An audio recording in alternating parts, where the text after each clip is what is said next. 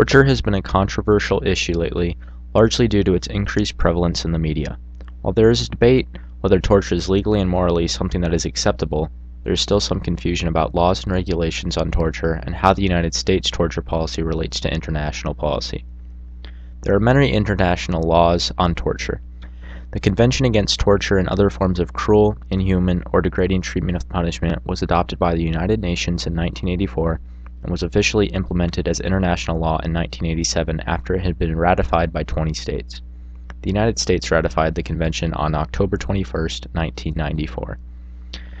It defines torture as any act by which severe pain or suffering, whether physical or mental, is intentionally inflicted on a person for such purposes as obtaining from him or a third person information or a confession. The Geneva Convention relating to the treatment of prisoners of war is another example of international law forbidding torture. This convention occurred in 1950, and the United States ratified it in 1955. It bars, at any time and in any place whatsoever, all violence to life in person, in particular murder of all kinds, mutilation, cruel treatment, and torture of persons taking no active part in hostilities, including members of armed forces who have laid down their arms, and those placed or to combat by sickness, wounds, detention, or any other cause.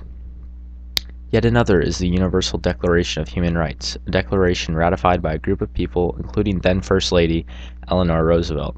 It states that no one shall be subjected to torture or to cruel, inhuman, or degrading treatment or punishment. International law is often very difficult to enforce. Even if enhanced interrogation, like waterboarding, were found to be contrary to international law, there could be very little done to stop it since there is no overarching authority. International law largely relies on reciprocal agreement, meaning that different countries agree to collectively take a stance against certain actions. Countries that ratify these agreements are supposed to enforce them as they would other laws, but it's difficult to ensure that this happens. In regards to federal law, the United States defines torture as an act committed by a person acting under the color of law, specifically intended to inflict severe physical or mental pain or suffering upon another person within his custody or physical control. There is no law that explicitly bans torture, but punishments involving torture are forbidden under the Eighth Amendment, which bans cruel and unusual punishment. The Army Field Manual prohibits torture and details specific acts which are banned, including waterboarding and beating. These regulations are what all interrogators in the Armed Forces and Department of Defense must follow. The American government has taken steps in examining the conduct of the CIA in recent years, releasing classified reports and closing its secret CIA prisons abroad. However, in a Senate Intelligence Committee study on the CIA's detention and interrogation program, it found that the CIA was misrepresenting their policies and actions. The report concluded that the CIA's facts were ineffective, that the CIA had provided inaccurate information about the program to policymakers, that the program was inadequately managed, and that the interrogation techniques were much more violent than reported. Since the committee's findings have been released, no charges have been made. The CIA agrees it was mismanaged and have since shut down the program.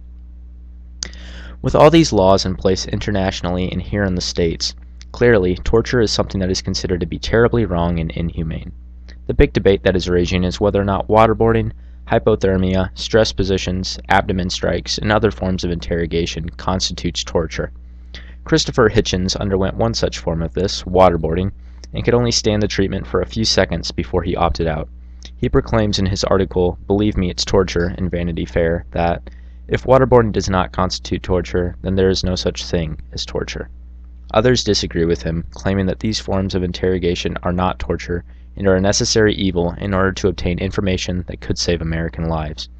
Former President George Bush referred to it as an, quote, enhanced interrogation technique, and thus viewed it as in compliance under international and federal law.